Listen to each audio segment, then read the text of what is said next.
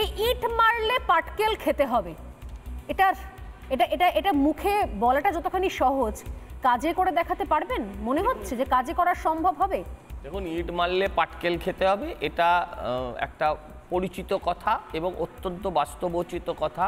কিন্তু এটাও কথা যে এই ইট মারামারির ফলে রক্ত ঝরবে কিন্তু নিরীহ সাধারণ মানুষের, সেটা আমাদের সব রাজনৈতিক দলকে বুঝতে হবে, আমাদের ভাবতে হবে। এই যে ধরুন ইটটা মারল কে, আপনারা পাটকেলটা নিয়ে আলোচনা করছেন, ইটের সময় কিন্তু কোনো আলোচনা হয়নি। ইটের সময় আপনারাও পাটকেল মারার সময়তে ভাবছেন যে কোথায় কি অসুবিধা হবে, রাজনৈতিক দলদেরকে কি কৈফিয়ত দিতে হবে, কিন্তু ইটগুলো যখন খায় সাধারণ মানুষ বা যখন আপনারাও, তখন আপনারা ভাবেন না যে ইটগুলো কেন ছোড়া হয়। এখন পাটকেল ছোড়ার সময় আপনারা অনেক কিছু তথ্য প্লাস মাইনাস বিশ্লেষণ করতে বসলেন। ভালো ভালো, হ্যাঁ বলুন। বলছি আমরা সাপকেও পুজো করি, আমরা সাপকেও পুজো করি, আমরা হিন্দুরা সাপকেও পুজো করি। ফলে আমরা ভাবি আমাদের কাছে ধর্মের আগে দেশ হয়, আমাদের কাছে ওই ধর্ম আগে দল পরে, এটা হয় না। আমাদের কাছে দলটা আগে হয়। আমি এবার যেটা বলছি, দেখুন এই যে কথাগুলো উনি বলেছেন সে কথাগুলোর সঙ্গে সম্পূর্ণভাবে আমার দ্বিমত আছে। কিন্তু লাস্ট যে কথাটা কালকে বলেছেন, হিন্দুরা পান্তা খেয়ে ঘুমোয়, এটা উনি কিন্তু সঠিক কথা বলেছেন। এই কথাটার সাথে আমার কিন্তু কোনো দ্বিমত নেই। এটা একটা মানে wake up bell for Hindus. মানে প্রথমবার হুমায়ুন কবির কোন ঠিক কথা বলেছেন, একদম ঠিক কথা, যেটা সবাই হিন্দু মুসলিম গোটা রাজ্যের মানুষ মেনে নিয়েছেন। একদম ঠিক বলেছেন। এটা হচ্ছে তারা নির্বাচনের দিনটাকে ছুটির দিন হিসেবে দেখেন এবং তারা মানে ভাত খেয়ে ঘুমন। এটা হচ্ছে হিন্দুদের জন্য একটা ওয়েক আপ বেল, যে জেগে ওঠো।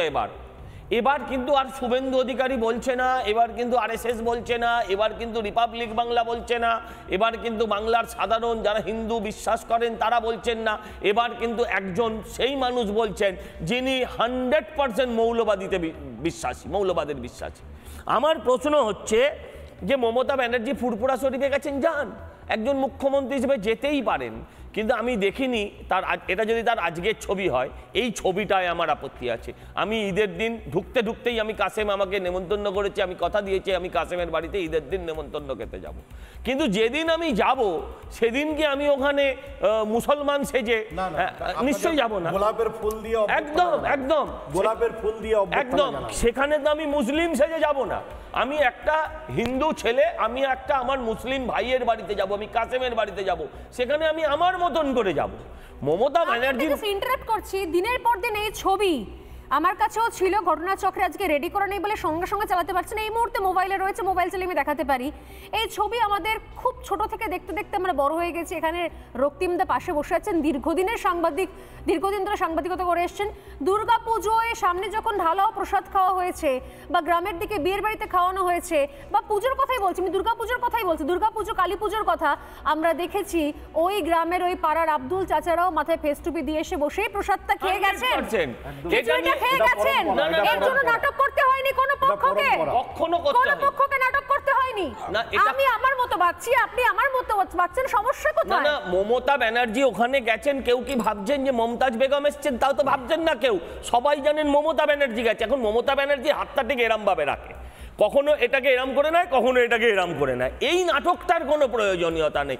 উনি হিন্দুরও মুখ্যমন্ত্রী, উনি মুসলিমেরও মুখ্যমন্ত্রী, উনি সারা বাংলার মুখ্যমন্ত্রী। এটা উনি কখনো কখনো নয়, উনি যখন যেখানে যান সেইভাবে চলেন। ওনার একটা হাত থাকে গলায় আর একটা হাত থাকে পায়ে, সব ধর্মের প্রতি যখন যেটা দরকার সেটা টেপেন।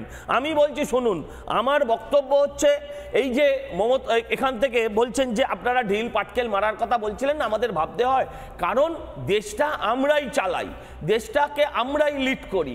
যারা লিড করে, যারা সংসারটা চালায়, তারা সংসার ভাঙার আগে দুবার করে তাদের ভাবতে হয়। যারা এইটা চালায় না, যাদের কোনো দায়বদ্ধতা নেই, তাদের ভাবতে হয় না। আমরা এমন একটা দল করি যারা বিশ্বের সবচেয়ে বড় দল, তাদেরকে এটা ভাবনা চিন্তা করতে হয়। কিন্তু মাথায় রাখতে হবে যে সব কিছুর একটা শেষ আছে। আজকে এমন একটা জায়গায় গিয়ে দাঁড়িয়েছি যেখানে আর আমাদের দেয়ালে পিঠ থেকে গেছে। আমার মুখ্যমন্ত্রীর ফুরফুরা যাওয়া নিয়ে আমার কোনো বক্তব্য নেই। প্রশ্ন হচ্ছে উনি ইফতারের জন্য যদি যান, আমার প্রশ্ন, ওনাকে প্রশ্ন করা উচিত ছিল, কোনো সাংবাদিক করেছেন কিনা জানি না, বা সে সাহস দেখাতে পারবেন কিনা সেটাও জানি না, যে আপনি কি রোজা রেখে আছেন? যদি ইফতারের পাশে বসেন তাহলে তো আপনার রোজা রেখে বসা উচিত। একদম তাই। উনি ফুরফুরায় যান, আমার কোনো আপত্তি নেই, মন ফুরফুরে হয়ে যাবে, উনি যান। আমার প্রশ্ন হচ্ছে ফুরফুরায় যান আর মহাকুম্ভকে মৃত্যুকুম্ভ কেন বলে যান, এইটার উত্তর দিয়ে যান। আমার এর বাইরে কোনো জানার কিছু জিজ্ঞাসা নেই। নানা ধরনের কন্টেন্ট দেখার জন্য লাইক করুন, শেয়ার করুন আমাদের ফেসবুক পেজ, সাবস্ক্রাইব করুন আমাদের ইউটিউব চ্যানেল। পাশাপাশি অন্যান্য ব্রেকিং নিউজের জন্য অবশ্যই চোখ রাখুন রিপাবলিক বাংলায়।